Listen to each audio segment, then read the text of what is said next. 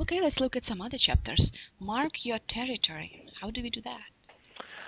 Mark your territory. Basically, that's your the first chapter in the book, and basically what we talk about there are the corporate rules. And organizational culture is very powerful. And no matter what happens, whenever you go to any company, organizational culture is there.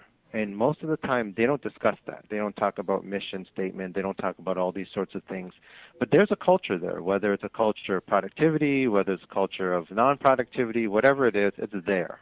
And most of the time, people just pick it up as they go along. Okay, this is acceptable. This is not acceptable. And it's just interesting how powerful organizational culture is and how minimal we talk about it.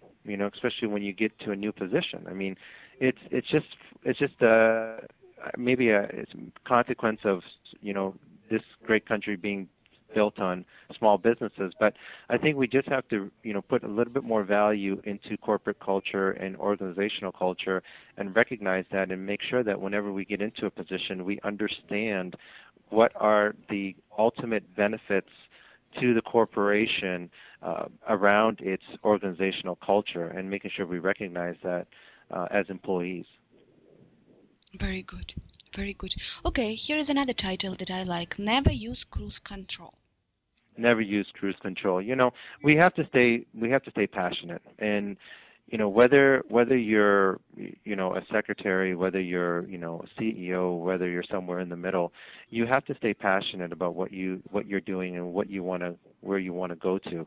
And one of the things I talk about in never use cruise control is basically stress. I mean, stress is a killer, and the science behind that is unbelievable. And I believe that if you are very passionate and happy about what you're doing, then you will continue to succeed and accelerate your position as you go.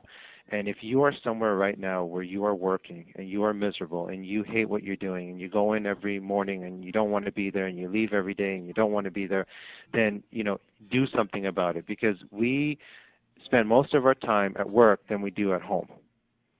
And Yes.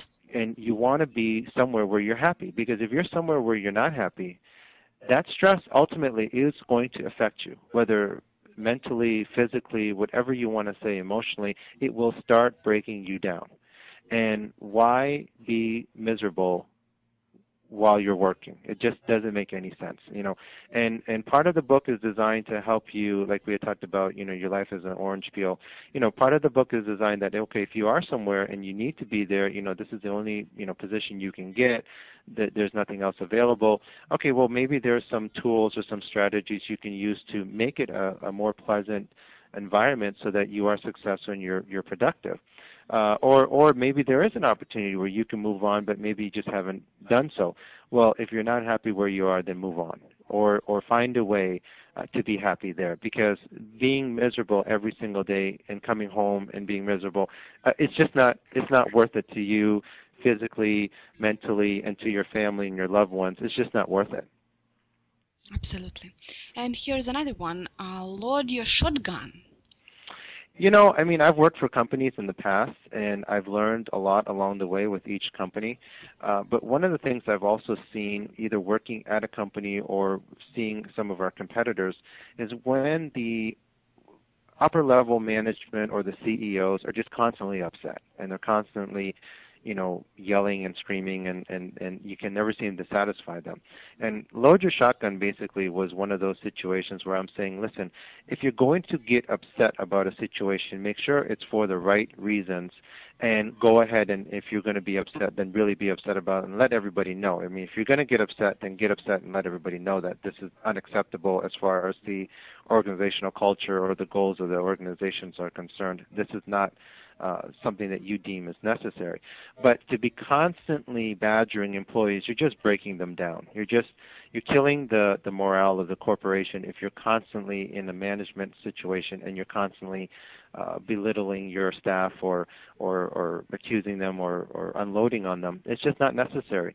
And that's one of the things that I talked about is, our techniques, how we talk, certain key words not to use, and to make sure that we are passionate and we are confident in what we're doing, and that we don't stand back and allow things to happen that we feel is either unethical or goes against what you would say is your moral compass. I mean, we need to start standing up for each other and saying, look, let's do what's best for the company as a whole, and together we will all succeed. And that, you see it all the time where it doesn't sort of go that direction with these CEOs and Wall Street and everything that's going on, and you see it in the news.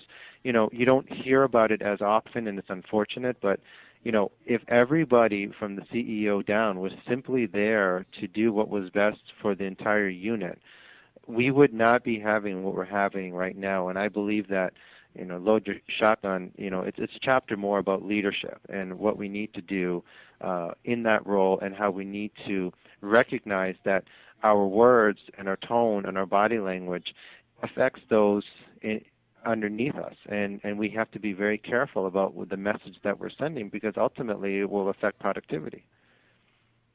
Very good, Robin. Very good.